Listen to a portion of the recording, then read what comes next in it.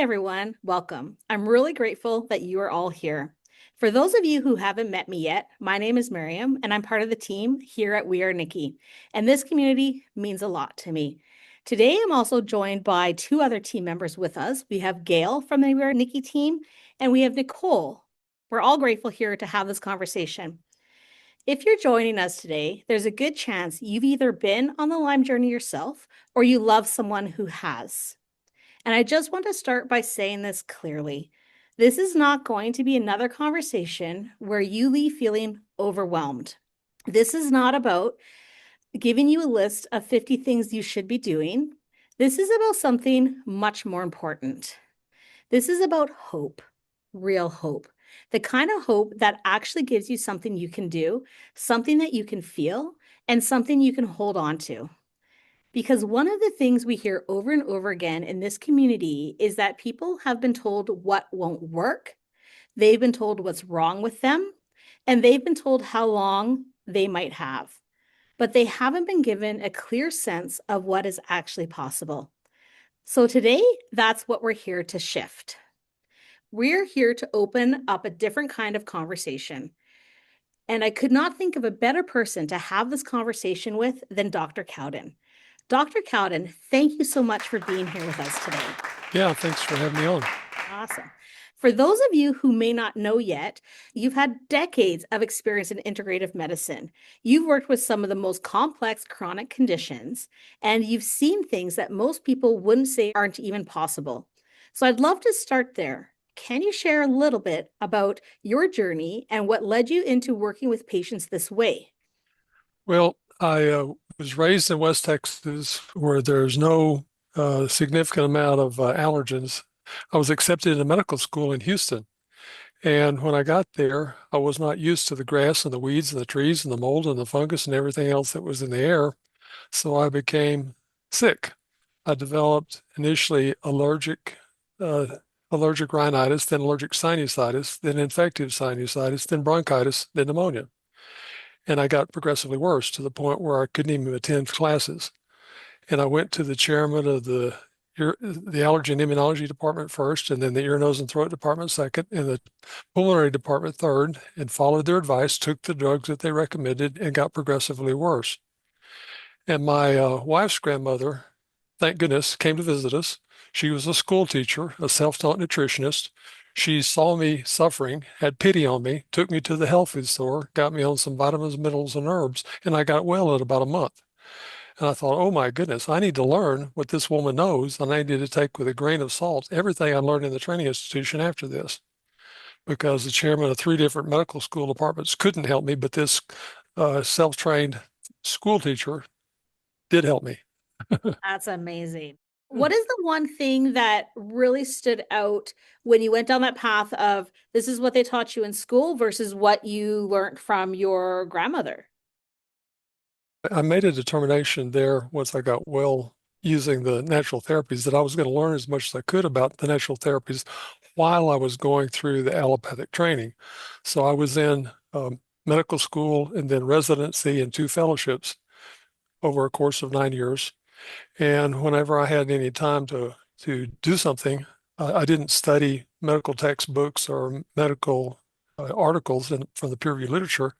I studied books on nutrition, books on Eastern herbals, books on Western herbals, books on fixed magnetic therapies, books on pulsed electromagnetic therapies, books on subconscious emotional conflict resolution, and so on. So by the time I finished my formal training 9 years later, I was pretty skilled in integrative medicine. I was self-taught. And when I found something that seemed to be beneficial, I got the opportunity oftentimes to try it on my wife or my children or my close friends. And so by the time I finished my formal training, I was, pretty skilled in integrative medicine. Wow. I love this because this is the and. This is the and that I'm always talking about. I do believe that there's an absolute place for allopathic medicine. I wear a medical alert because of that. Like I need it and I get it. Yeah. But I love the and here. I've always said there is an and because it's not one or the other. They can work well in Yeah. conjunction together. It's great for diagnosing when you're just really trying to understand. It's also great in like emergency capacity. But I love what you're talking about in terms of whether it be folk medicine, whether it be herbal, whether it be, Ayurvedic, where it's traditional Chinese medicine, etc. They all have something to offer to work together. And I am thrilled to hear that you spent so much time recognizing that it doesn't have to be one or the other, that you could still continue your formal training and then learn all the things that you could on the side. I think that's really, really neat. Yeah, that's the basis of integrative medicine. Integrative medicine uses the best that we can find in the conventional medical system of the United States, and it adds on to that the best of the medical systems that we can find in any other country of the world. Okay, so if the best therapy for a patient is to go to the emergency room and end up in the intensive care unit on a ventilator, then that's what we do. But if the best treatment for the patient is to go get some acupuncture and herbs, then we do that. If the best treatment is to get a pulsed electromagnetic field therapy from Germany or Russia, then we do that. So we don't say, okay, we weren't taught that in allopathic medical training, so we can't do that. I call that the NIH syndrome, the not invented here syndrome. Okay. And so we want to make sure that we use the care that's appropriate for the patient that's in front of us. Oftentimes they'll do a double-blind, randomized, placebo-controlled crossover study and publish it in the literature and say, well, this is the way you should treat every patient. Well, that's not what the initial article in 1996 from four esteemed doctors said about integrative medicine. They said the highest priority is research from the literature, but the problem with that is it doesn't apply oftentimes to the patient that's in front of you, okay? Because they're an individual, they're not a population. And Yeah. they said the second highest priority is the experience of the practitioner, okay? For example, I treated a lot of patients with advanced cardiomyopathy over the years, and allopathic medicine says put them on the heart transplant list, give them, fill them full of drugs, and hope that somebody dies to donate a heart in time to save their life. But I didn't do that. What I did is I give them a change of diet, supplemental nutrients, coenzyme Q10, D-ribose, carnitine, uh, magnesium, etc., and then do emotional work to resolve the brokenheartedness that almost all of them had. And when we did all of that, the cardiomyopathy went away, and they were able to return to full work, full activity without going through the heart transplant. So if I had told the patients the only choice you have is a heart transplant, then I would be doing the disservice to the patients because I knew something better, but I had not had time to publish it in the peer-reviewed literature yet. Okay. And the third highest priority in integrative medicine is the preferences of the patient. Now, to prove my point, if a patient that's a Jehovah's Witness goes into the emergency room bleeding rectally and their hemoglobin is 5 when it should be 15, the emergency room doctor says, experience says we should give this patient a transfusion. The literature says we should give this patient a transfusion, but the patient says, no, you're not going to give me a transfusion. Who wins? The patient. Okay. Long-winded answer, but basically we need to use common sense. Mark Twain said, if common sense is so common, why is it found so uncommonly? I'm so Yeah. with you Yeah. on that. The patient-centered care doesn't exist. Like, I mean, not conventionally. Everybody says it's patient-centered care, but it's not. What I'm hearing from you is patient-centric care, where you're actually Yeah. considering what what might be best for them, and then taking into account what they do or do not want. I really heard you when you said you were looking at the emotional component. I think that's a really, really important thing. I know there's a number of publications out there in terms of the body doesn't lie and the body keeps score, et cetera, et cetera. So I'd love to pull on that a little bit more because I'm not sure where you're going to go next, Marion, but I know that there are emotional components to what we deal with as human beings. There's a lot of variables in each of our lives, whether, they're environmental, whether they're familiar, whether, ancestral, et cetera. I'm really curious to hear how you tie that in and how you do you use kinesiology? Like, how do you get there with someone if they're not aware of their emotional component of what they're dealing with? Ooh, that was several questions in one question there. But one of the pioneers in this field was Dr. Reiki Hammer, Hamer, from Germany. In 1978, his only son was shot by an Italian aristocracy who never came to justice, and Dr. Hammer watched his son die in the hospital. And soon after his son died, Dr. Hammer, at 50-something years of age, developed testicular cancer, which is usually a cancer only in 18 to 20-year-olds. And soon after that, the mother of the boy that died, Dr. Hammer's wife, also developed breast cancer. And so Dr. Hammer figured out that they both had cancer because of the emotional conflict. And so he went about resolving the emotional conflict in himself and his wife, and they both resolved their cancer without surgery, radiation, or chemotherapy. And then Dr. Harmer started doing that. He was an oncologist, and so he started doing that same therapy with patients at the hospital. And so after 6,500 patients getting markedly better just by asking the right question the right way, he tried to publish that. But the university said, no, you can't publish it unless somebody either refutes the research or replicates your research. And nobody in the university agreed to do either. So he started speaking out in the public about that, got arrested for inciting the public against the university, and went through a court trial.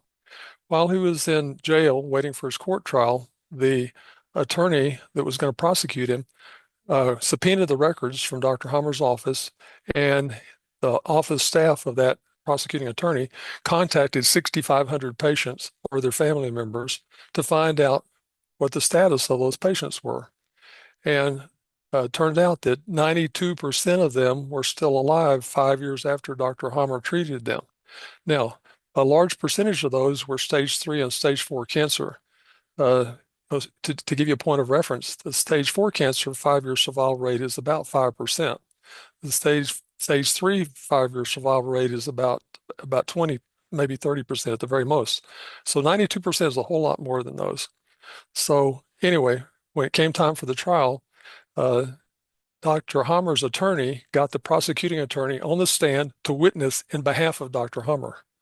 And under oath, the prosecuting attorney had to say, yes, we got the records from the office, we contacted the patients, and 92% of them were alive 5 years after Dr. Hammer treated them. And so the judge said, okay, I've heard enough. Dr. Hammer, I'm going to let you go this time, but don't ever incite the public against the university again. And so Dr. Hammer went about his way for a while, but got frustrated by the fact that he couldn't publish his research. So he started speaking out in the public again, and they issued a warrant for his arrest. So he fled to where he would have freedom. He fled to Cuba. Okay, and he stayed in Cuba for a period of time, and then finally migrated to one of the Scandinavian countries and lived there several years, and finally died. A man never having published in a medical journal his results, but it did get published in a legal case. Wow. That is fascinating. So I love fascinating. I love the bravery of people though. I really appreciate because I feel like integrative medicine doctors are brave, honestly, because you're going up against things that people accept to be true without question, right? There's a lot of allopathic medicine where people go, okay, the doctor's right. Yep, doctor's right. And they might be. They might be. I'm not discounting that, but it's like a blind acceptance. So I feel that this Yeah. aspect of medicine is very brave because it goes against the conventional norms of what people might think their treatment should be, which brings us to, of course, chronic disease and some chronic illness. How did you get involved with Lyme? When I figured out that I wasn't supposed to stay in the allopathic medical system, and I moved to Dallas and opened up an office, uh, I put on the door Dr. Cowden, board certified internal medicine and cardiology. And most of the patients that came in initially were cardiovascular disease patients. But I didn't give them prescriptions for pharmaceuticals. I gave them instruction about diet, lifestyle, supplemental nutrients, and so on. And they all started getting better, almost all of them. And they told their friends who had cancer that I knew something that most allopathic doctors didn't know. So I started getting a lot of cancer patients. So by 1995, I had more cancer patients in my practice than I did cardiology patients. And I was asked to co-author the book Alternative Medicine Definitive Guide to Cancer that year. It's an 1,100-page book, 2,000 peer-reviewed references, and most of the information that's in that book is still applicable today.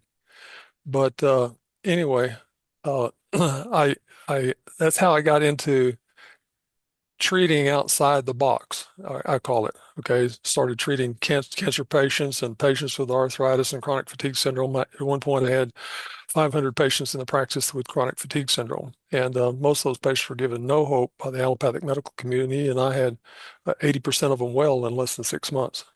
So, in 2002, one of my naturopathic friends said, "Dr. Cowden, she brought her grandson to see me. I was hosting a cancer conference in Fort Worth, and she said, 'Can you help my grandson?' I said, What's wrong with him?" "Well, the allopathic doctors say he has Lyme disease." I said, "I don't know anything about Lyme disease." She said, "But you're treated almost everything that you can imagine. Why can't you learn about Lyme disease?" I said, "Well, I probably can." And so I said, here we're at this booth where they have some herbs that are supposed to be effective for a variety of different microbes. Why don't we try that and see what happens? Uh, but make sure you tell the allopathic doctor that's treating him that he doesn't want to take the antibiotics any longer, just wants to take the herbs. And the boy took a couple of bottles of the herb home with him, and without telling his grandmother or the doctor, he stopped the antibiotics and started the herbs. And in 1 to 2 months' time, he was pretty well. Even though he was unable, he'd gone from A student to D's and F's. He was in sports and actually got to the point where he couldn't even get out of bed, much less do sports. And so, when he got to the point where he got fully well in less than 2 months, his grandmother came to me and said, "I want to do a study. I want to do a study on Lyme disease." I said, "I don't have time to do a study." She said, "No, I just want you to show up for a couple of hours every other Saturday because I've got the design for the study, and I want to put these patients that are failing antibiotic therapy with Lyme disease on herbal therapy." And I said, "Okay, I can show up every other week for a couple of hours. Yeah, I can do that." And so we did that. We had the allopathic doctor refer us 28 patients, and we did a, a case control study. So the patients were matched by age, degree of illness, smoking history, uh, a few other things. And after 10 weeks of time, patients in our treatment group were 70% improved. And the average improvement in the other group that the allopathic doctor continued to treat was 5%. After 18 weeks, there was close to 90% improvement in our treatment group, and still only about 5% treatment in the control group, the ones that were getting antibiotics from the allopathic doctor. So the company that provided the herbs said, "Can you write this up?" I said, "Sure, we can write it up." So we wrote it up, and they published it on an Ecuadorian website where they still have freedom of speech. We don't have freedom of speech in the United States. So what started happening is I started getting phone calls from people all over the United States and all over the world saying, "I want to come to your office to be treated for Lyme disease." And so I learned a whole lot about Lyme disease there in just a couple of years from all those patients that were calling. I guess it was about that time that I recognized that my son had Lyme disease, and that he'd already been ill for many years, and so he wasn't as easy to treat as those that were coming from all over the rest of the world. Finally, we're able to give him some help after several years. Wow. So how long did your practice become more Lyme focused when after you did those studies?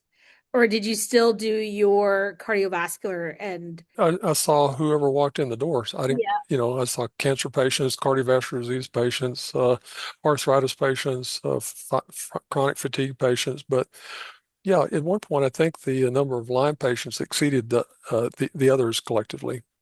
Yeah. And so I got a lot of experience with Lyme disease there fairly quickly. One of the things I feel that is really amazing of what you do is you gave patients, people with Lyme that have been told there's nothing you can do, you're gonna, this is your life now, and then you really brought back hope. And it's one of the things, is there a lesson or something that you experienced working with Lyme patients that, because it's hard with Lyme, because Lyme, everyone's different. I think that's what's amazing about what you've, the path that you've taken with allopathic and your the journey that you were on, was you learned early on that not everyone fits into that same box, is everyone is so different, and then treating everyone with like, not everyone fits in column A, not everyone fits in column B. And especially with Lyme patients, when it can limit like 30 plus diseases, is there something that you found in the Lyme patients that you treated that seemed to be like a common denominator that you observed between like between all the patients that you saw, or was it all just so unique and you had to kind of decide as you were seeing them? No, that there was tremendous variation from patient to patient, and that I think that's the mistake that allopathic medicine often makes, is that they treat everybody the same way if they have the same symptoms. But it's just not the way to do it. You need to figure out what is the underlying cause in that patient that's in front of you, not what is the most common causes in all the population out there, like allopathic, peer-reviewed articles talk about, but what goes on in that patient right in front of you. So back in 1990, a naturopath came to my office and said, uh, I'm amazed that you were able to help me get well without knowing muscle testing. I said, what's muscle testing? So she said, do this with your index and thumb. So I did that. And she grabbed my index and thumb with her hands and started pulling, and she could not get them apart. And then she pulled out of her purse a packet of NutraSweet and put it on my body and pulled again, and I could not keep my fingers together. Okay. Then she took the NutraSweet away, and I was strong again. And she put the NutraSweet back on, and I was weak again. I said, wow, that's interesting. I didn't know that. I need to learn that. She said, well, come to some of our muscle testing classes. I said, I don't have time to come to classes. So she said, well, here's 2 pages from Dr. Versendal's book that show you where there's different points on the body that you could test. And, try, see if you can figure it out yourself. You're a pretty smart guy. And so, so for the next year, every new patient that came in, I would walk up to him and say, "Hello, you don't know me from Adam, but I'm Dr. Cowden, and I want to pull on your fingers for a few minutes before we do anything else." And they'd look at me like that, and they'd say, "Is it going to hurt? No. Is it going to cost anything extra? Not a penny. Yeah, go ahead and pull." And so I would commit myself in writing what I found by their muscle testing before I knew anything else about them, before I looked at their chart, before I looked at the history that they filled out, before I did a physical exam, before I did anything else. And so I was doing it in a completely unbiased, objective way. Okay. So at the beginning of the year, I could predict which tests were going to come back abnormal in their laboratory about 15% of the time. I thought, oh, that's terrible.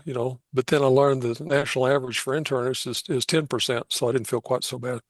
But then after doing the muscle testing on every new patient for a year, I could predict which tests were going to come back abnormal from the laboratory 85% of the time. So in one year, I increased my diagnostic acumen sixfold.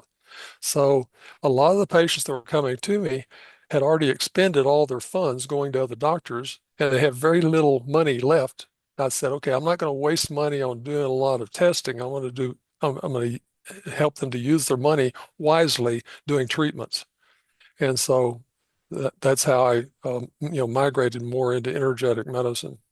I don't know if this is more hopeful for doctors who need to hear this or the patients who need to hear this. I was just going to say the same thing, like Nikki. like I'm just blown away. So I've just got 2 nuggets of hope. The first one was that you were saying before a few minutes ago how the doctor doesn't necessarily know. Like, don't put everybody in the same box. Look at people as they show up, which is great. So that's like the first little nugget of hope. Hey, people out there, it's not necessarily what the doctor's saying to you. And if you don't necessarily like what they're saying, try someone else who might be listening to you.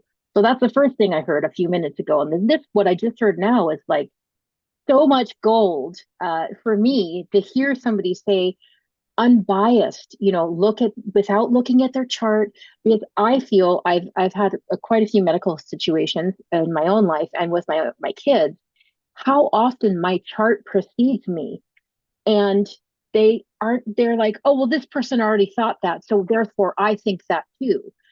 But they're not looking at me, they're not listening to me, they're not acknowledging me. So what a beautiful, beautiful, simple tool that you just introduced. And I'm hoping there are other doctors listening, because muscle testing is a very simple tool, and yet it's a very profound tool. It's the right price. It's the right Yeah. price. Nothing but a little bit of time. One of the things that literally came to my mind was how lucky those patients were to see a doctor like yourself. Because like Nikki said, there's times where, like I'll have a medical condition and they're just like, they look at you and they've already like, it's this, it's this, it's this. And it's like, no, my labs are normal. This is normal. This is normal. I don't smoke. I don't drink. I don't do this. And so like I always have like when I meet a new doctor, there's always anxiety, but you're already judged by, what is your medical record. And, as you're speaking, it was actually very emotional about how you're like, you know what, I'm going to pull your finger, which we all kind of had a chuckle at. But, the muscle testing, and then the fact that you just you look at this person and you're probably seeing people that have like already have spent hundreds of thousands, if not millions of dollars on treatment. There's also this concept, early on, before I realized I had anything medical going on in my life, I went to the doctor thinking, oh, the doctor knows. I didn't know that the doctor doesn't always know. I didn't know that the doctors don't have extensive training in a variety of areas. Like I was taught that this is what it is and the doctor knows, just like you go to a lawyer and the lawyer knows, but there's lawyers for very special things. There's tax consultants for very special things. They don't have a broad spectrum understanding, and neither do doctors. But most of us don't have that understanding until you start to get into the medical system. So when you meet someone like you, I kind of feel like you're a unicorn doctor, because not only are you interested in continuing to learn, not only am I hearing that you were interested in finding out your blind spots, going, I don't know this, I need to know this. How could I use this? How could I apply this? But still trying to use the conventional route to affect a change. And I think that's such a neat thing to do. And again, a very brave thing to do, because many doctors would not be accepted for doing that. I think we're at a time and place in society where people are looking for more integrative specialists. But at the time you were starting in integrative medicine, not so much. Yeah, all the other practitioners that did integrative medicine in Dallas when I moved there were actually underground, couldn't be found. So I just opened up a practice by myself because I couldn't find anybody else to join. But over time I figured out who the other integrative doctors were and got to know them, and learned some things from them and taught them some things, and over time it was more acceptable to come out of the closet with your integrative medicine knowledge. And one of the things that I think is important for people to understand is that muscle testing has about in my hands, about 85 to 90% predictive accuracy. So that's not perfect, but the average blood laboratory test is 80 to 90 to 92%. So it's about the same. Okay. But anyway, what I did to try to minimize the error rate is I always did at least 2, if not 3 different types of energetic testing on the same patient. So if only thing we had available was muscle testing, then I would do the muscle testing and tell one of my colleagues, can you muscle test that patient and see what you find? And I didn't tell them what I found. And so then after they committed themselves in writing to what they found, then we compared notes. And if we both found the same thing, we said, it's probably so. That goes back to ancient Hebrew tradition where if one person said it's so, it might be so. If two people say it's so, it's probably so. If three people say it's so, it's so. So what I would do is I would do electrical screening, and maybe I'd do computerized regulation thermometry, and then I would do muscle testing. And if all three of those said the same thing, then it was almost certainly so. I love your humility. I'm so in awe of your humility, your willingness to make this a communal experience. Like, I think that's such a beautiful thing. And I feel like how amazing it would be to have been your patient when you had an active practice. And again, this is where, like, I cannot say this enough for the people that are listening out there. There are more people like Dr. Cowden practicing medicine. There are more people out there that believe in the patients, and that the patients are able to say what is happening. While it might not be verbally, your body does know.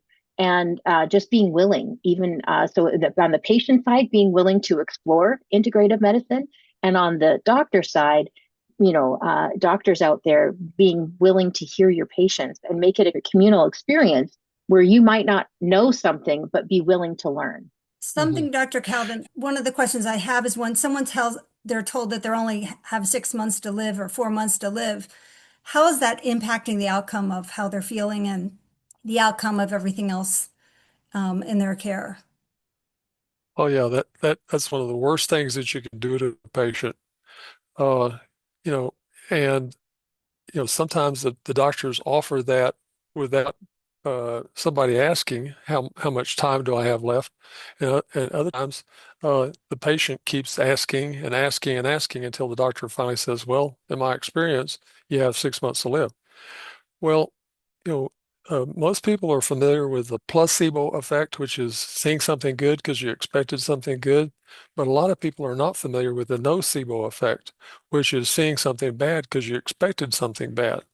And so the words that come from that authoritative figure, that doctor, that says you got 6 months to live, uh, it's like a clock gets turned, a time clock gets turned on inside their body. Because I've seen lots of patients who were told you have 2 months to live, and on the 60th day they died. Not on the 59th day or the 61st day, but on the 60th day they died. Okay. And others, they were told they had 6 months to live. On the 180th day they died. Not on the 179th day, not on the 181st day. So we can be programmed in a negative way. And it's, I've learned that that's the first thing that you need to do with the patient in front of you is find out what nocebo has been spoken over them and by whom, and try to get rid of that nocebo effect. For example, if a patient came in with colon cancer metastatic to the liver, and they were saying, well, the doc said just I had 6 months to live. I said, uh, I treated a patient that had colon cancer metastatic to the liver about 25 years ago. Would you like to speak to him on the phone today? And they'd go like that. They say, you're still alive? Oh, they're more than alive. They outlived their doctor. So, so I would say, how many do you need? I've got others, that are, that outlive their prognosis. And, I had one patient that had cancer, 6 different types of cancer over a period of years. And she overcame all of those. But every time she saw an oncologist, they said, well, you got X number of months to live with this cancer. But she's still alive and kicking today, 30 years later. Gail, this is the third piece of gold you just said. You are not your prognosis. You are not what Right. has been spoken over you. You are an individual and unique human being who might be facing a challenge, but that challenge can be discovered and worked with. Like, that is a huge piece of information for people to hear. Yeah, yeah. One of the things I would tell patients that had a degree of spirituality, I'd say, uh, the words that were spoken to you by that profession, that doctor, that other health professional, uh, are a word curse. Okay, and so the word curse can have the same effect on you as a demon. And so what do you do with demons? If you know you have a demon affecting you, you want to cast that demon out of you into the dark, dry places to never affect you ever again, and replace that demon with God's presence. You know, fill yourself up with God. Yeah, With frequencies, everything is a frequency. So your voice is a frequency. And if you're being told negative things or positive things, that definitely impacts the energetic body and the energetic being. absolutely. In my opinion, the two brightest men to live in the last 100 years were Nikola Tesla and Albert Einstein. And they both agreed that everything is frequencies. Uh, whether you're talking about the stars or the earth or the moon or the trees or the human beings or the animals, everything is frequency. Now, you know, as human beings, we're fairly condensed frequencies, okay? But the air out there is a lot less condensed, but it's still all just frequencies, and so, if we can tap into the frequencies of the human body, we can learn a whole lot about the body. Uh, and we can do that with muscle testing. We can do that with electrodermal screening. We can do that with Chinese pulse taking. We can do that with other energetic techniques. I had a friend up in Virginia who was so skilled at cranial sacral therapy, he could put his hands on the skull of a patient, and the nurse would put different things on the patient's body, and he'd say, "Yeah, that was good. No, that was not good. That was good. Oh, that was not good." So he was tapping into the energetics of that cranial sacral mechanism. There's a new word for wellness, Nikki. Nikki is your personal wellness companion, a sleek wearable device that lets you choose from a variety of programs to match your day. With a simple tap on the Nikki screen, you can explore wellness programs created for different moments and lifestyles. Need a lift? Select energy. Looking to unwind? Tap stress and anxiety. Want to feel more at ease? Choose pain. Heading out on a trip? Try travel to help you feel ready for new adventures. From busy mornings to quiet evenings, Nikki puts a variety of wellness experiences right at your fingertips and on your wrist. Life moves fast. Nikki moves with you. It's a portable way to bring wellness technology into your everyday routine, wherever life takes you. Your day, your choice, your wellness program. Nikki Wellness Technology. Delivering frequency-enhanced health. wearenikki.com. And how do you find out, Dr. Cowden, as far as the frequencies that are out there, like our electromagnetic fields and chemicals, how is that impacting the frequencies of an individual and getting better? Well, sometimes pretty severely. Every cell in our body has a different frequency than the other cells in our body. The cell might have a very similar frequency to another cell right adjacent to it in the same organ, but it'll be slightly different because it has different toxins in it, has different emotions that it's picked up at different times. So when every vitamin, every mineral, every herb, every pharmaceutical, everything has a innate frequency. Uh, the homeopathic substances. Dr. Hahnemann, the father of homeopathy, in 1790 created a 200C dilution of arsenicum. Okay. Now, when you get past 12C, there's not a single molecule of the original substance still in that liquid that you finally produced that's 200C. Okay. Not one molecule. But some of those vials of arsenicum that Dr. Hahnemann created in 1790 were recently taken out of a vault and given to a patient that needed arsenicum, and it worked. Okay. So the frequency was retained in that water for 200 plus years. Okay. The NASA has developed a magnetic resonance spectroscopy device that can actually distinguish the difference between a 200C arsenicum from a 200C gelsemium. Okay, those are two very, very different substances, but you know, if you analyze those chemically, they're just water. But if you analyze them quantum physically, they're very distinct spectral analysis patterns.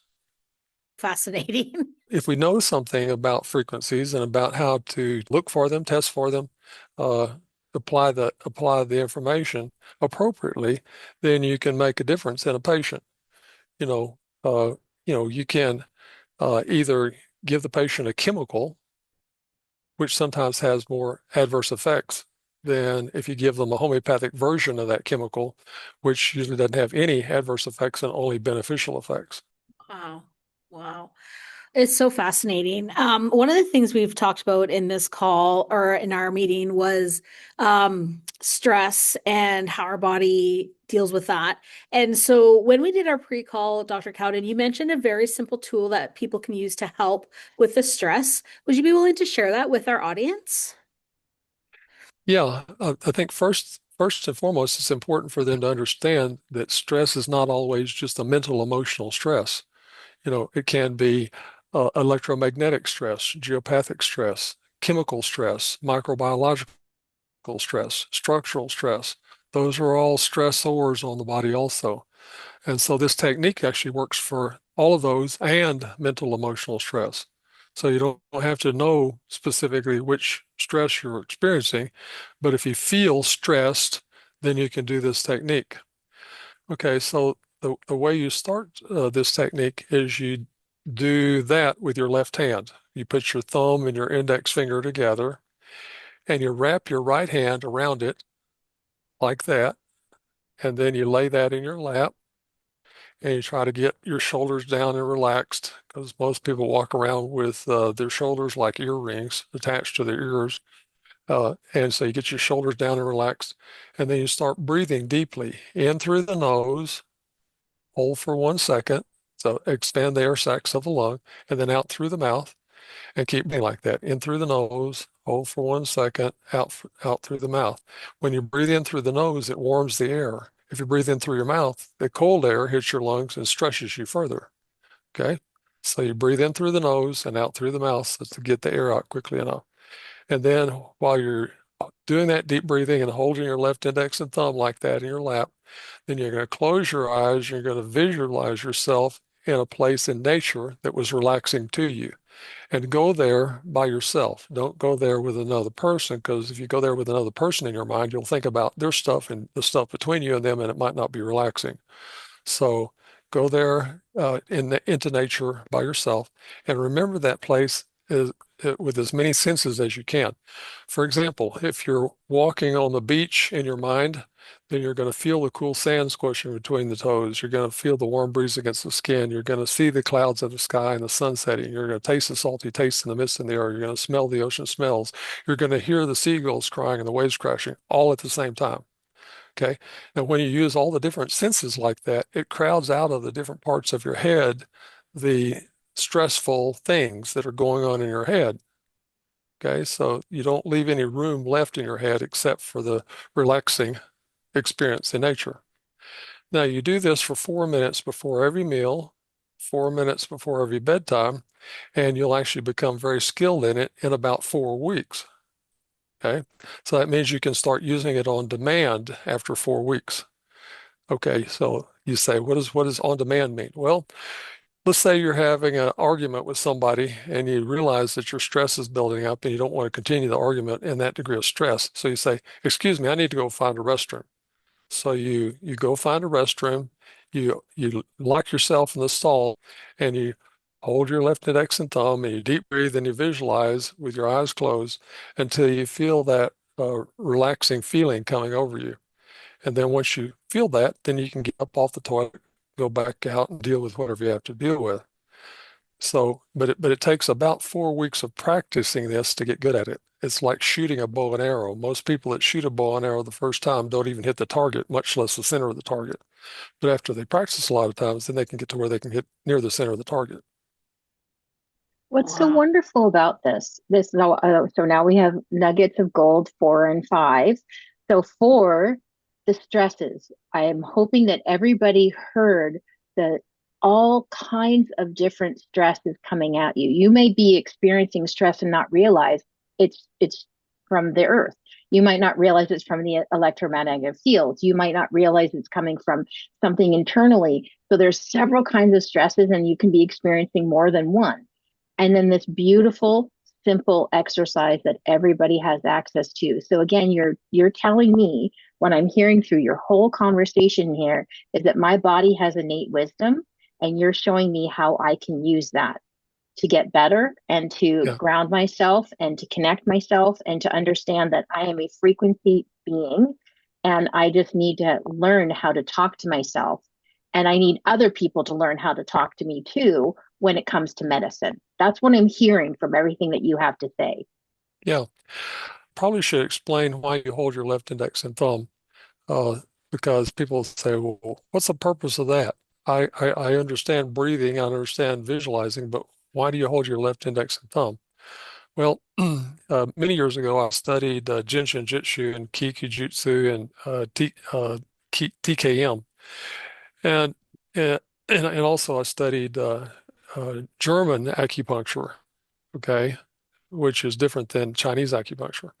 But anyway, Dr. Vole uh, verified that this pathway on the dorsal surface, on the back surface of the index finger closest to the middle finger, is the nervous system meridian for the entire left side of the body. Okay, nervous system meridian right there. And on the outside of the thumb is the lymphatic pathway for the entire left side of the body. Now, the Chinese said that this is the lung pathway, and this is uh, it's not so, because the lung pathway, Dr. Vole verified with 30 years worth of experience with electrodermal testing, that this is actually the lung here on this side of the thumb, but the lymphatic is over here. Anybody that's chronically stressed will have a stagnation of lymph flow through their lymph system. The lymph flow carries toxins away from the tissues, which are stressing the tissues. And so when you carry the toxins away, the stress goes down. When you have excessive nervous system activity going on here in the index finger, and you wrap your right hand around that, the excessive energy dissipates into the palm surface of the acupuncture meridians on the opposite hand, okay, the right hand. And so you're shifting energy from pathways where it's excessive to pathways where it's needed. And that's a good thing. You know, if one of these is deficient, then the excess energy in these pathways on the palm surface will go over into those pathways on the left index and thumb. What I learned is that if you do the right hand around the left index and thumb, that'll work in about 4 minutes. Or you can do the left hand around the right thumb and index, and that'll take about 10 minutes. Okay. So do you want it to take 4 minutes or do you want it to take 10 minutes? You can choose. Yeah. Wow, that was really beautiful. Thank you so much for sharing that with us. Is there anything you would like to add that we have not covered yet, Dr. Cowden? Well, I think the very most important thing for people to grab a hold of and hold on to tightly is hope, which you started out talking about that in the beginning. And so if you're having a hard time holding on to hope, try to figure out why you're having a hard time holding on to hope. You know, have you been ill so long, so severely, so for so long that it's just hard to imagine that you can be well again? And, you know, sometimes it's helpful to talk to somebody that's been ill as long as you have, but now they're well enough to say, I feel like a normal person again. So talk to people or communicate as much as you can with people that have walked your path and come out on the other side. You know, my focus right now is helping patients with amyotrophic lateral sclerosis, and that's a brutal disease of the nervous system. It usually causes progressive paralysis of all the muscles of the body, and paralysis of the respiratory muscles, and that's what usually kills people with ALS is the failure of the respiratory system. But what we learned is that patients that get to the point where they cannot move a single muscle in their body and cannot swallow, cannot chew, speak, or swallow, cannot breathe on their own, they're on a ventilator, can actually get to the point where they can move every muscle of their body, chew, swallow, and speak, and get off the ventilator. Okay, we have patients with ALS that have done that. Okay, so if you're far down, I call it far down the slippery slope, then find somebody that's gone that path and is out on the other side. Yeah, that's beautiful. That's beautiful. I got a That's lot of gold amazing. out of that. I'm That's very, very very emotional. grateful. Yes, I'm super grateful Yeah. for the way that you practice medicine. Again, your humility is a beautiful thing. I am so used to people in what I would call a position of power, like a doctor. I've often put in a position of power, lording over someone saying, I know this is right. And I heard you say again, actually, we're going to discover what might be right. We're going to have this partnership in discovering what might you need. And here's the tools that I have available.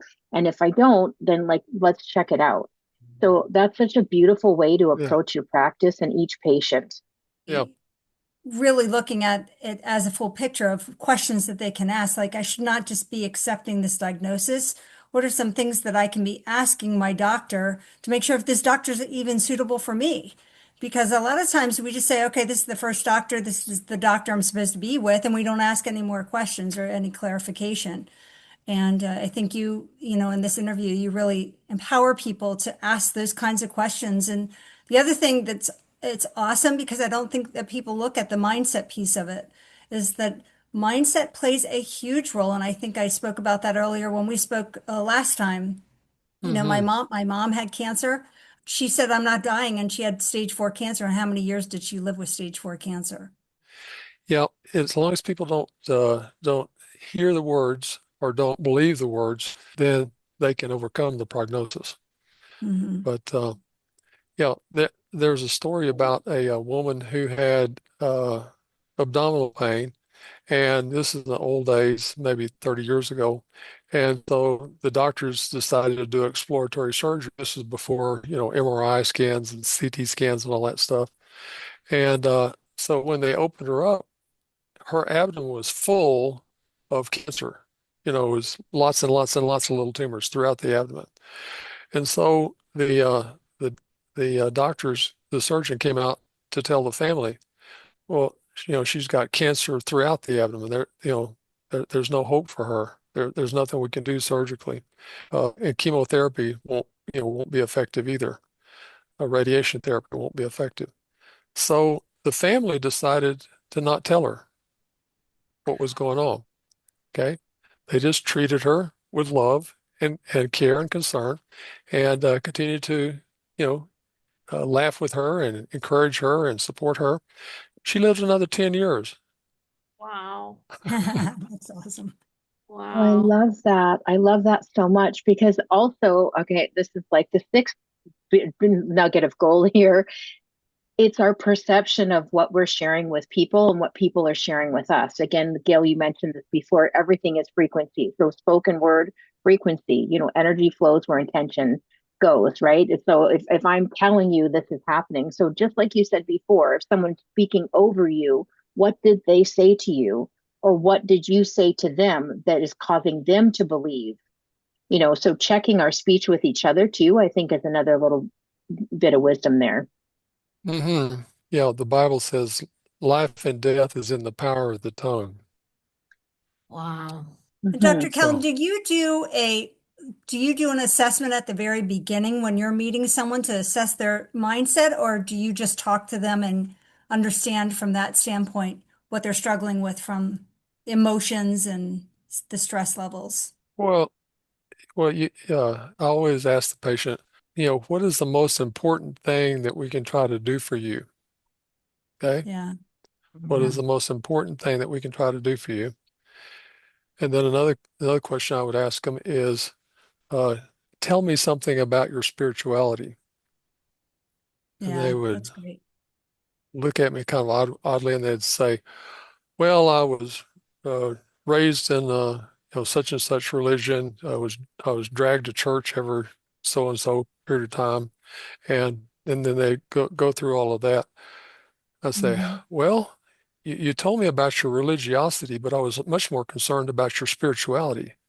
Then they got puzzled look on their face again. And Yeah, and they say, what do you mean spirituality? I said, well, spirituality is our personal relationship with the creator of the universe. Do you have such a relationship? And then they'd think about it and say, well, I'm not sure that I do. And I said, well, maybe you ought to think about you know, doing something about that. Maybe that plays into what's going on with your primary concern. Dr. Hummer, if he developed any questionnaires, I was just curious about that. Oh, yeah, yeah, yeah, yeah. But well, so yes, ask which ones do I do? I would, the patient needs to know that what they came for is what's most important in your mind. Okay. What, whatever they perceive as the most important thing is the most important thing to you because they came to you. Okay. The the second the second is trying to understand their spirituality because there's a hierarchy of healing. If you come with a physical problem, you can work a lot of time, a lot of energy, a lot of effort, a lot of money working on the physical level only. And if you stop treatment prematurely, very likely get a recurrence of symptoms. But if you go the next level up, which is the mental emotional, it'll take less time, less money, less energy, less effort, and a lower probability of recurrence if you stop treatment prematurely. But if you go to the top level, which is the spirituality, it takes the least amount of time, money, energy, effort, and the least amount of your probability of recurrence if you stop treatment prematurely. So, so always try to work as high up the hierarchy as the patient would allow. Sometimes they'd say, I don't believe in that stuff. I'm just here for my belly pain or my knee pain or whatever it was. And I say, okay, well, we'll work on that. But the other thing I always did on the first visit is to make a shift in their condition somehow. Okay. Because in most cases, they'd already seen a dozen, 2 dozen, 3 dozen physicians before me, and none of those physicians made a shift in them on the first visit. And so I learned pretty early on how I could make a shift in the patient's condition in one visit. And so uh, oftentimes before they left, they'd say, gosh, I feel better already. I said, that's good. So I knew they would be back for a second visit. On the second visit, I also tried to find something I could do that would make a shift, a positive shift, and they would say the same thing again. And then I knew that they were going to be with me for a few visits, enough to make a difference. But a lot of patients, the, the word patient is a misnomer. I don't think I've ever met a patient patient. Okay, think about it. Okay, I haven't met a patient patient. So, so, so most of them would come and say, well, I've already seen 3 dozen doctors, and if you can't help me on this visit, then I'm not coming back. Okay.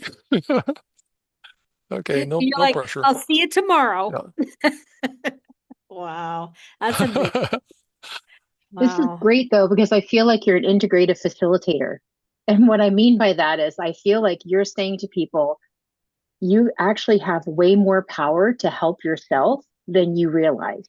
You have more inherent knowledge and Yeah. more power and more thought and more concern to help yourself and stop giving it away to other people and let me help you find the door in is what I'm hearing Yeah. from what you're saying, which is just absolutely amazing. Because I don't think a lot of people know that, But especially those have been really sick, and you've got to constantly pull yourself up by the bootstraps and be like, okay, next thing, okay, keep trying to find hope, okay, keep going, and to kind of, it's almost like the Wizard of Oz, like you had it all along. Home was already there. yeah, You just didn't know it. yeah, when I opened the practice in Dallas and patients started flooding in, I was saying the same thing to a lot of the patients throughout the day. So I was ending up at the end of every day hoarse from saying the same thing over and over and over again. So I said, okay, we're going to do this differently. If you want to remain a patient in the practice, you have to come on Tuesday night to the teaching that I'll do. And you're only given 2 excuses and enter. If you miss more than 2, you're out of the practice. Okay, so it forced compliance, and and so what I taught them on the first or second session that I had with them on Tuesday night was, okay, I'm going to teach each of you how to become your own best doctor. And it was a thing that they had a hard time wrapping their mind around that. Okay, I'm going to teach you how to become your own best doctor. And I said, think about it. Do you think your allopathic doctor cares more about you than you care about yourself? Or do you care more about yourself than your allopathic doctor cares about you? So whose hands would you be better in? Okay. Now, I'm not saying disregard what your allopathic doctor says, because sometimes they have truth and wisdom, and you need to weigh everything that they say and decide whether it's appropriate for you, because you're an individual, you're not a number. Wow. That's powerful. Great tidbits. Great. Yeah. I was going to say one last thing, Miriam, is meeting sure. people where they're at and taking them to the next level and saying, no, you can do better, and giving those people hope. Like we're Yep. going back to hope again, is giving them hope because they haven't been given that hope. And hope is its own frequency, Yep. right? Yep. Hope is its own frequency, and it's a very powerful frequency. Very, very powerful. You are amazing, Dr. Cowden. So good. Well, y'all are doing really good work, and I really appreciate, what you've done, the technology that you've developed, and how you're helping people to apply the technology appropriately, because I think it's going to help a lot of people. I think so as well. I think so as well. And, hearing from your son, it was so neat to hear his story and his journey. Like, sounded like quite a challenging journey. And it's great to hear that, because, we're in it, and there's days, every day you have there's with any job, there's good days and there's bad days. And then talking to people like Heath reminds us why we fight through those bad days, is when you want to just go home and just be like, I don't want to go to work, and you're frustrated. And then, it's the people in the Lyme community, like Heath and yourself, is like, this is why we do what we do. And this is why it's so important. And it's really important too, that we can continue having guests like yourself on to let people know there's more out there. And, never stop the curiosity, never stop the wonder of life, because, it can go so far. And it was really powerful. That's really the question that we're talking about. Everything about this conversation is, what are you willing to accept, and what do you believe is true? And what are you willing to change your mind about? If you can answer those 3 questions about what you're experiencing in your life, you will have a shift, because you understand where you're starting from, right? I think that's a really important thing to say. I will not accept this. It's a lesson that I just learned today with the conversation with Dr. Cowden. To me, it was just as being stubborn, right? Like, it wasn't like, even like just having this conversation there was a lot, like, it was emotional for me. And I'm just one person, Dr. Cowden. I can't imagine the profound impact you've had on your patients. And thank you for being here and to go down the path that you did, because like, you weren't my practitioner, but you really made an impact on my life today.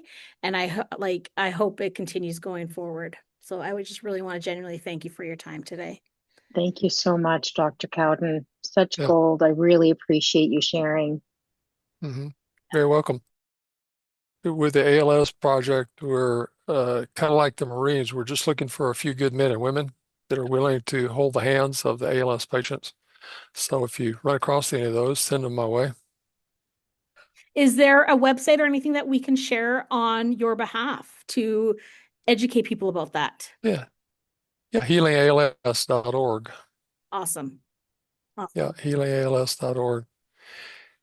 We did a pilot study ending in March of 2024, and we had 45 patients in our study, and 85% of the patients did better than what's predicted in the peer-reviewed literature, and 20% of the patients actually improved functionality that year. 20% remained stable the whole year, and the other 45% worsened less than predicted in the peer-reviewed literature. So we knew that we were onto something, but with 45 patients, you really can't tell what's doing what. So that's why we're doing the 1,000-patient study now.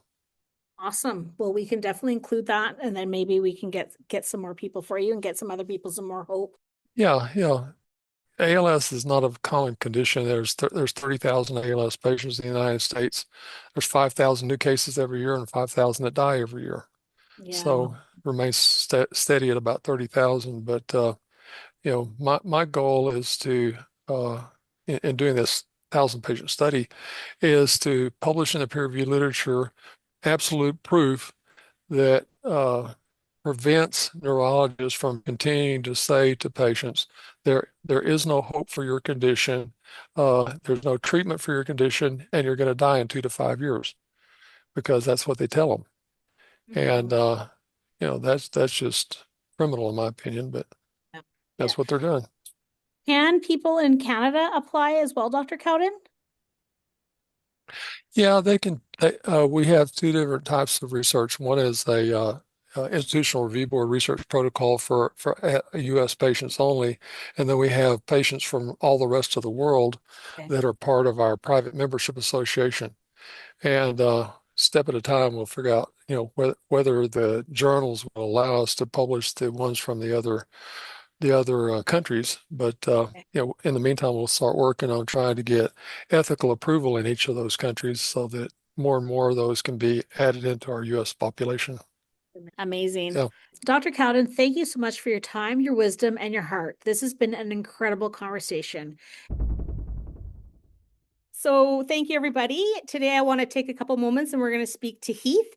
Heath, could you tell us a little bit about your Lyme journey? To the best of my knowledge, I've had the Lyme disease for about 36 years. When I was around 15 years old, I noticed that I had some headaches on a daily basis, and that's kind of where it all began. And so we started, trying to figure out what was going on by doing some eye exams and things because I was in school, and so we thought maybe, trying to squint and, read the chalkboard was giving me headaches and all kinds of things. We went through all the loops, all the hoops and all that, and so it was years later that we were in a big office building with a lot of doctors, and one of the doctors happened to say, "Hey, I think you might have Lyme disease." And so we were off and running and looking into things, and before you knew it, we figured out that I had Lyme disease. And so from that point, I started to do a lot of treatments with different natural herbs and things, trying to get over it. I came to find out that I had more than one species of Lyme. Uh, in the end, I've had let's see, almost a dozen, I think, different species that we've been fighting against, and valley fever, encephalitis, meningitis, all these fun things that you seem to get with Lyme disease because it says, "Hey, come on, let's have a good time." So anyway, Party, after everyone's years of welcome. yeah, come on, everybody, yeah, it's a good time. Yeah. And so most of the doctors that I had encountered along the way kind of shook their head and scratched their head and said, "Wow, you really are just a walking miracle with all the things you have." I mean, most people with this many things are pushed in here in a wheelchair. So, but I raised three children and I didn't have time for all that. Work on a farm, things like that. So you just got to keep going, and but I have definitely suffered tremendously. It's if I could describe it, it's hell on earth. It And is. so, but I have a father that is very knowledgeable in a lot of these things, and he is relentless when it comes to his pursuit of cures for people. And so he found the Nikki product, and I've tried it, and it's nothing short of amazing. Awesome. Tell us a little bit about your first impressions when you got your Nikki. Well, um, You can be honest. so When I first saw it, I I, was oh, like, I don't I know don't about know this. any other way but honest. Okay, so I'm going to tell you it was a couple of years ago because I've also used a Rife machine to help me along the way. And so I kind of understand the frequency thing. And it was about 2 years ago, I had a dream, and uh, it was shown to me that to get past what I was dealing with, I was going to have basically this wall of Rife machines. So anyway, I kind of saw it coming, and I had envisioned this maybe pager or a telephone, with an app on it, where you could do Rife frequencies or something like that that would maybe kind of free you to have a little bit of a normal life anyway. And so here we go. I think it's perfect. So you've been using the Lyme program. How have you found that it has been helping you? I normally begin every day in pain and end every day in pain. And since I've been wearing the watch, I've not. Oh, wow. I run the Lyme program in the nighttime while I sleep, and I wake up, and still to this day, I've not had any of the symptoms that I've had for years and years in the morning. And then when I start to feel a little bit symptomatic in the afternoons, typically when I'm kind of getting tired, then I can start the daytime Lyme program, and it seems to halt it in its tracks. I don't know. It's amazing. It's at first were you a little skeptical? No, ma'am. It was not normal, and Yeah. so I totally expected it would be something really amazing like this. Yeah. Yeah, it's definitely I know when I started here I was very skeptical, but now it's like I got two of them on. And it's a part of my everyday life really. And so for somebody that is, suffering as you have for how you had suffered for 35 years is what is something that you would like them to take away from what you've experienced and then the positivity that you've had with Nikki?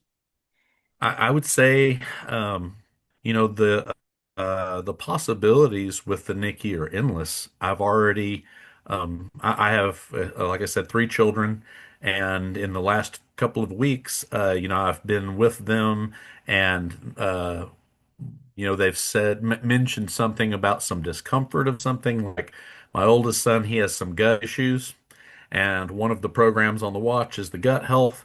And he was complaining about something the other day, and I said, "Hey, try this for a few minutes." And he put it on, and it wasn't just a few minutes, and he was getting a little bit of relief from it. So, and I have a cousin also that has some, maybe Lyme symptoms, some problems, and she tried it also, and it helped her. So I've not encountered anything so far that it has not benefited whomever has worn it. So I'm like I said, I'm pretty blown away. It's something I've prayed for quite some time. Well, I'm glad we're finally helping to answer your prayers. That gut program is near and dear to my heart as well. It's one of my Mhm. favorites, and my other favorite is I actually had not tried it for a couple years since we had the Lyme program. But we're in Victoria on Vancouver Island, and we had a very mild winter. And I don't know where you're located, but we don't get snow or anything. And We this year don't we'll either, get yeah. oh yeah, we get like maybe 1 to 2 days of snow, and so our winter was so mild that all our trees now are blooming all at once. So my seasonal allergies are through the roof, and I haven't had anything like this before. And so now I have like one Nikki with histamine and one Nikki with the allergies program. And then it was the first I texted Nicole, who has finally she's on the call with us as well, the president of our company. And I texted her on Thursday because she's like, you should try the histamine. And I was like, oh, I don't know. I don't think it's histamine. Well, after 20 minutes, I was like, oh, this is a game changer. And so everyone's Absolutely. like, why are you wearing two? I'm like, one is allergies, one is histamine, and I can't be without them. And then last night, because my allergies are so bad, about 2 o'clock, I woke up and I was so stuffed up, and I was like, oh, both my batteries died out at the same time. And I was like, but it woke me up because it had stopped.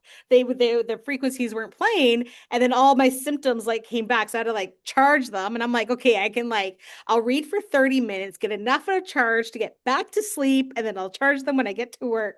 So yeah, that was a Right. for someone like who's been here, I've been here with the company about 6 years, is having that experience when I'm around it all the time. It's really exciting when I actually still get those like, oh wow, I forgot this is what we can do. And you'll have a stressful Yeah, day and I'll forget to turn on like, Miriam, where are your stress and anxiety? But I forget because you're busy. And yeah, so but I wear the sure, allergies one like 24/7, but now it's both of them. So yeah.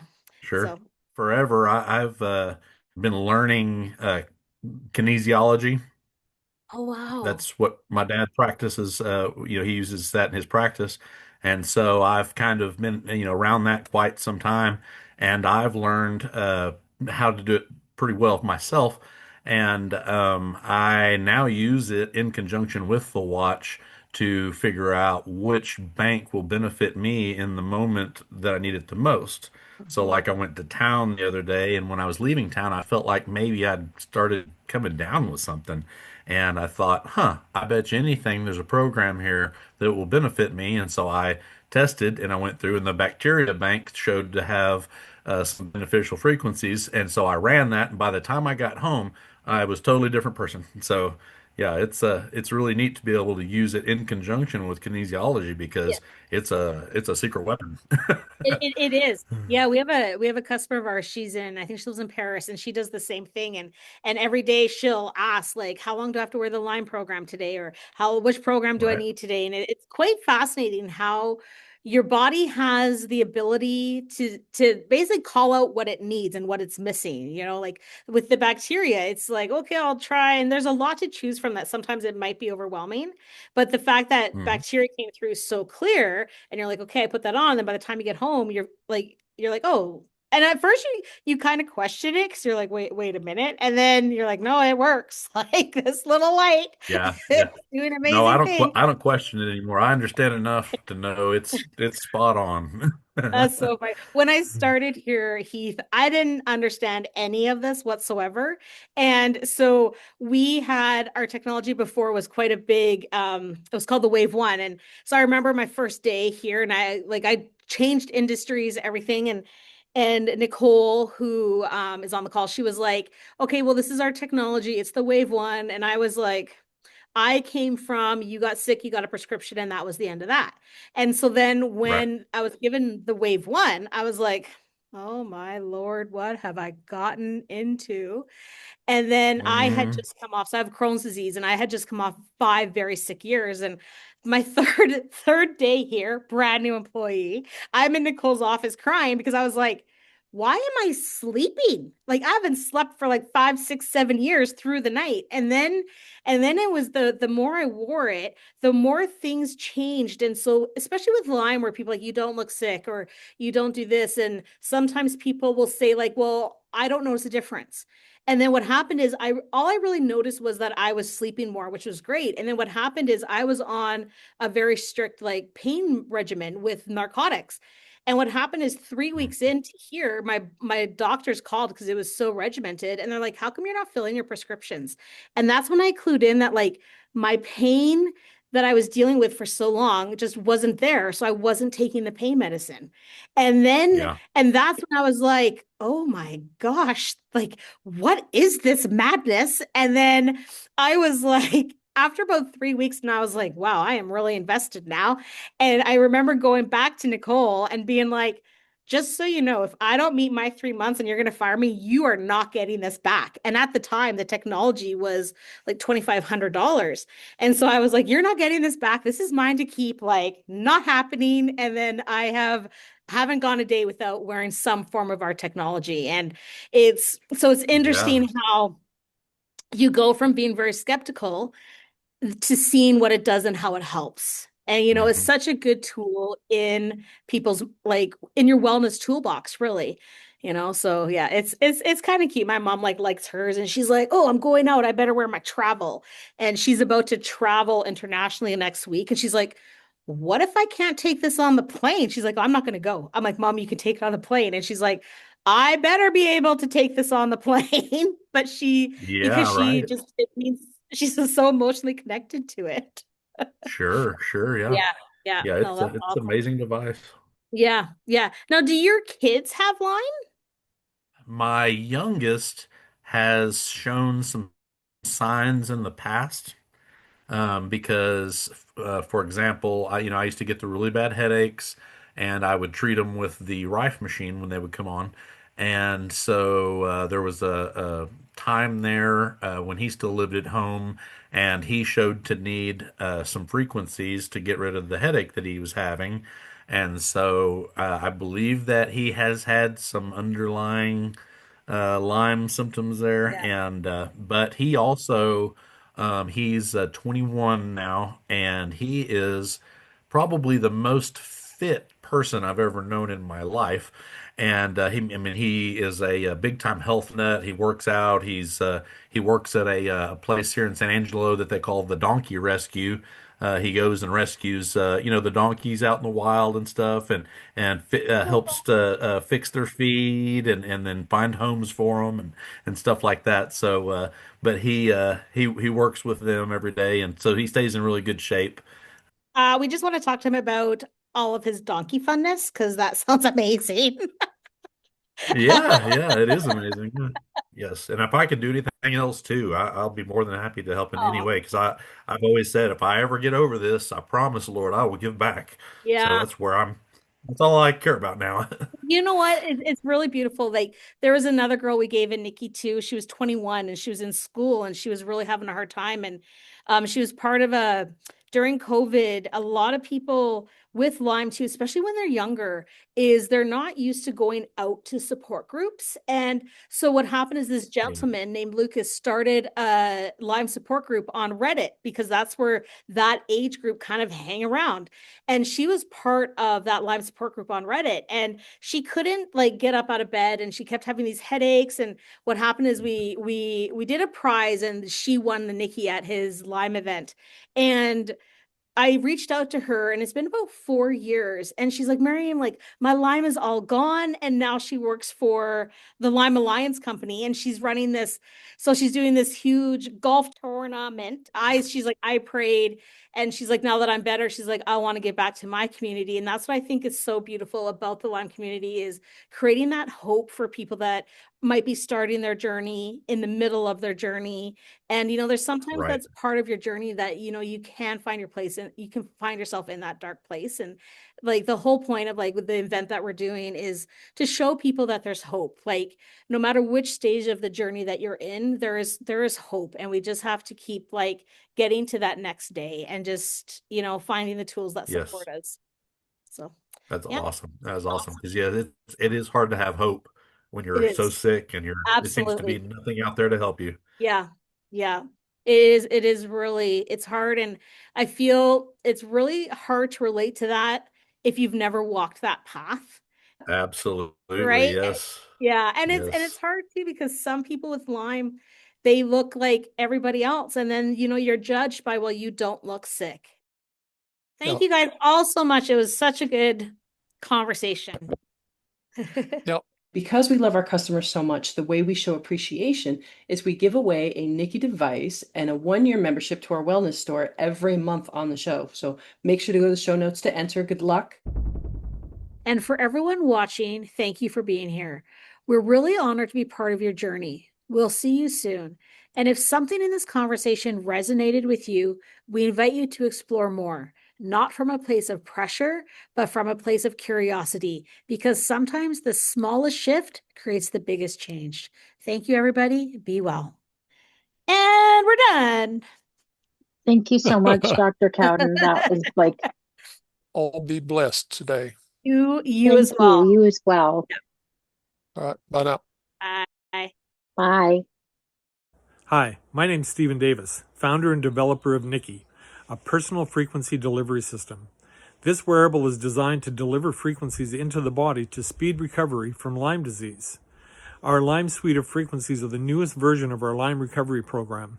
Thousands of Lyme sufferers, which include my family, use the Lyme daily to overcome Lyme disease. Today, I'm proud to announce a new suite of Lyme frequency sets that are going to be focused on co-infections. Nikki is loaded with Lyme Daily, which deals with the Lyme disease, plus 9 additional frequency sets designed to address your worst co-infection symptoms. Those frequency sets include bacteria and virus, detox, emotional balance, gut health, histamine, mold and fungal, Lyme sleep, pain and stress. And we know that those are going to be well received from people with Lyme disease. We are passionate about speeding your recovery from Lyme disease. It's a terrible disease that no one should have to live with. Once you have used your Lyme Daily, then choose from the 9 frequency sets designed to offer relief from your most persistent symptoms. The key is to stick with it. Don't frequency hop until you've used the Lyme Daily. Best practice is use the other frequency sets for a minimum of 2 hours before switching to another. This is giving the frequency sets time to bring your body into balance. Good balance means good health. The views, information, and opinions expressed in this content are solely those of the individuals involved and do not necessarily represent those of Freemedica. Freemedica Technologies, Inc. and its employees are not responsible, nor verifies accuracy any of the information contained in the following content. The primary purpose of this content is to educate and inform. This content does not constitute medical or other professional advice or services.